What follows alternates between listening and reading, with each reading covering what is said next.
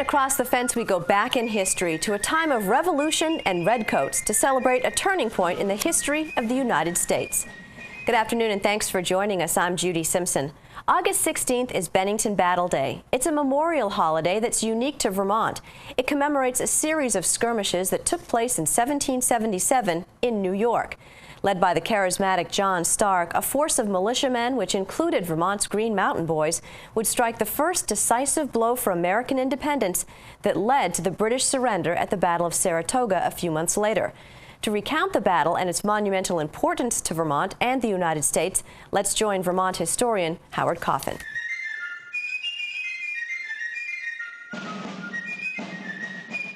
Vermont's Bennington Battle Monument.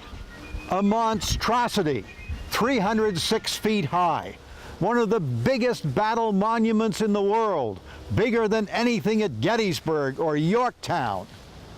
Honoring a battle fought 3 miles away in New York State, a battle with no more than 3,500 men involved, a mere skirmish by Civil War standards. Dedicated on August 19, 1891 as part of the Vermont Centennial. President Benjamin Harrison spoke here. 30,000 people attended. The crowd included 625 Vermont Civil War veterans. Would they have understood why such a small battle was getting such attention? Of course they would have. They were veterans and they understood that the importance of a battle is not judged by the number of men involved, the number of casualties. It is judged by its strategic importance, by its importance in history. And just possibly, the Battle of Bennington was one of the most important battles in the history of the world.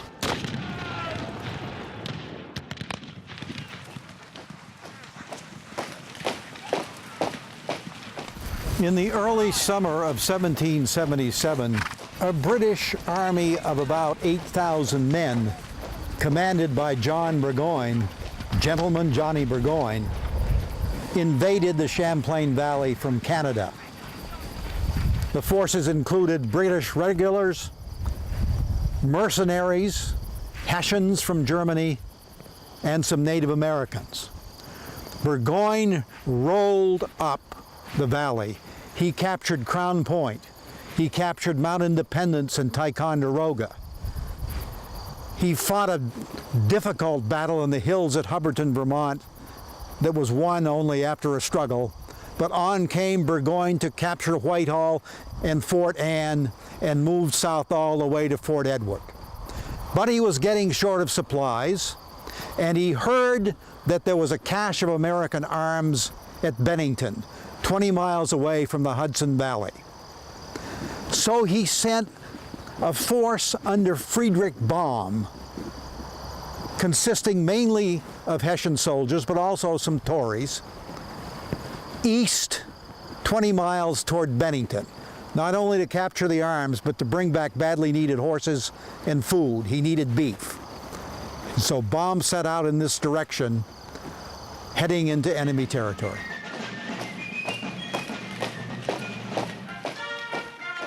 Baum's march with his 700 men was going well, until he came within 5 miles of Bennington to a point along the Willamsick River.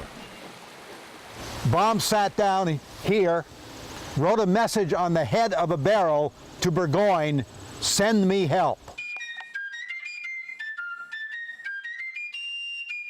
Though the Battle of Bennington is essentially a New York battle, parts of it, the maneuvering, were here in Vermont.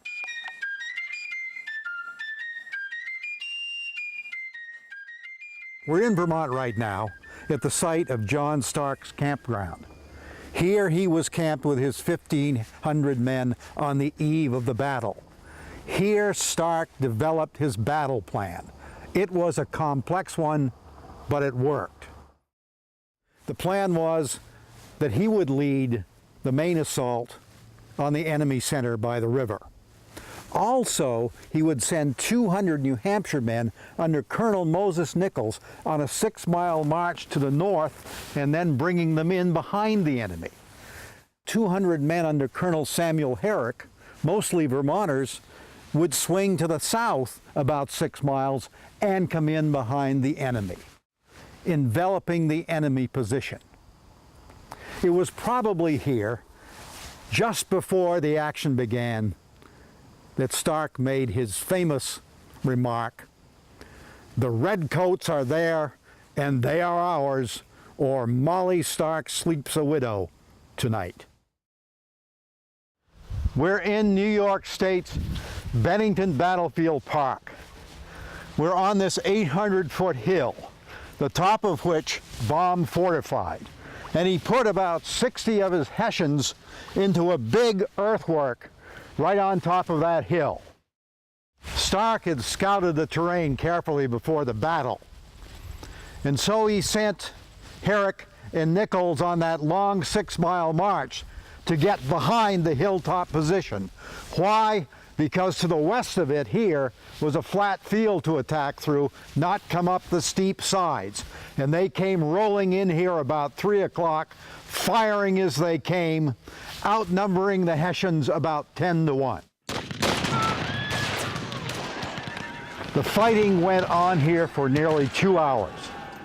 John Stark, who had been amidst the fury of the Battle of Bunker Hill, said it was the loudest clap of thunder he ever heard, this fight for the hilltop.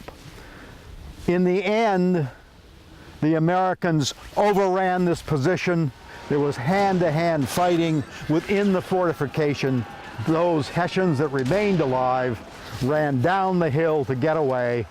Most of them were shot or captured.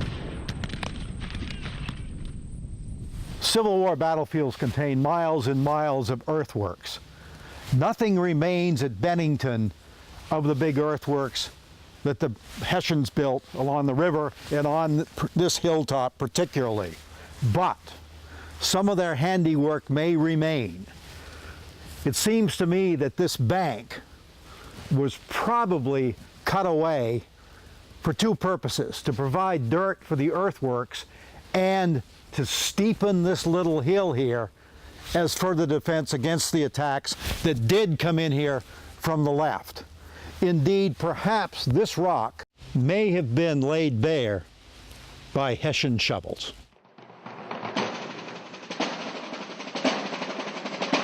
While Herrick and Nichols battled high on the hill, Stark attacked Baum's positions down along the river. This modern bridge is on the site of the 1870s bridge that carried the Bennington Road across the Williamsook River. This is as close as von Baum ever got to Bennington. Facing obviously heavy opposition, he dug in here along the river, creating breastworks on this side, and on the far side he fortified a couple of cabins.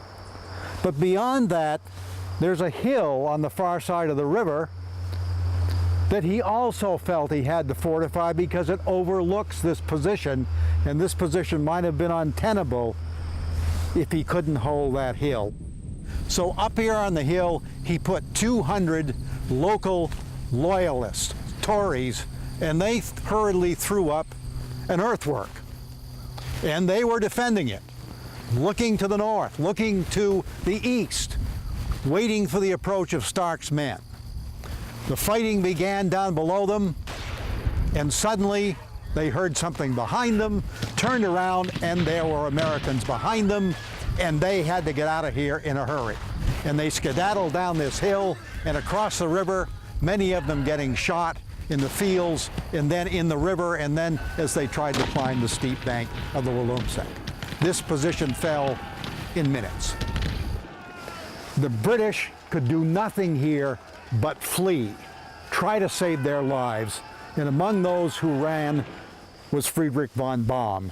Running south through that field, he was hit by an American musket ball, mortally wounded. By late afternoon of August 16, 1777, the battle appeared to be over. Baum's force had been decimated. The Americans were celebrating, But suddenly reinforcements sent by Burgoyne in answer to Baum's appeal marched onto the field, led by Colonel Heinrich Bremen. The sudden arrival of Colonel Bremen's 500 men from the west, the relief force, caught Stark's men completely by surprise, and they were driven back a mile to this ravine where they formed a line of battle and began to fight as best they could, but their line was beginning to give way. Stark's hold on this ravine was indeed becoming tenuous. It looked like all could be lost.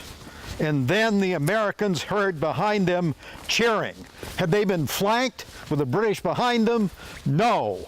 It was 500 reinforcements under the Vermonter Seth Warner. 500 Vermonters come to the rescue, and Warner attacked through this ravine across this little brook and drove the British back.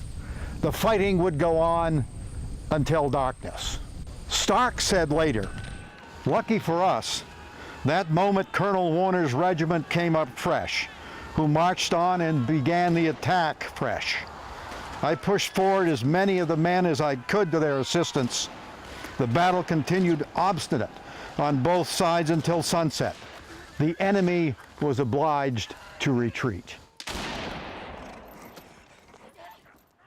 We are now back in Vermont. The battle has ended. In a house that stood near this marker, probably on the site of that house, Colonel Baum died. He was put in a cart and brought here on rough roads, protesting all the way that he couldn't stand the pain of the jouncing. But he could only speak German, and his American captors did not know what he was saying. He went into the house, and after long hours of suffering from his stomach wound, he died in agony.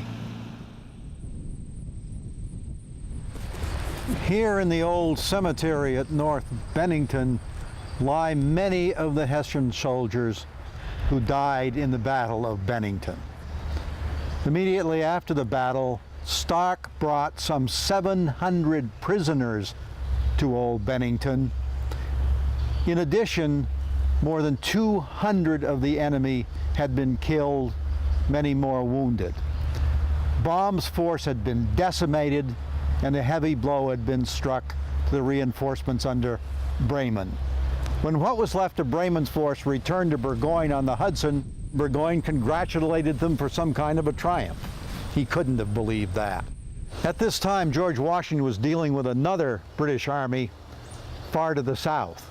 When word finally reached him of Bennington, Washington remarked on the great stroke by Stark near Bennington.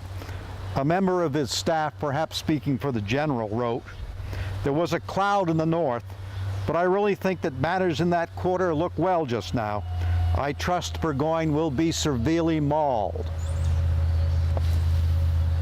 Less than 2 months later, Burgoyne would surrender his entire army at Saratoga. It would be, history says, the decisive battle of the American Revolution. Why? Because France, as a result, decided to come into the war on the American side. That would lead to the final surrender at Yorktown. Was Saratoga the decisive battle? Yes, but was that battle's fate decided by the crushing defeat here at Bennington? Perhaps, perhaps.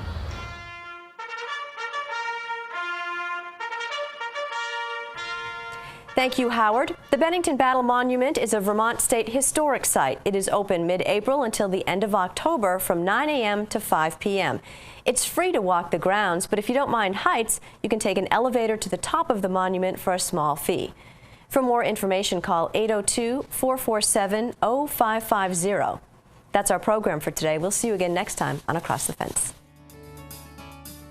For a video copy of today's program, call toll-free 1-888-ATF-3430.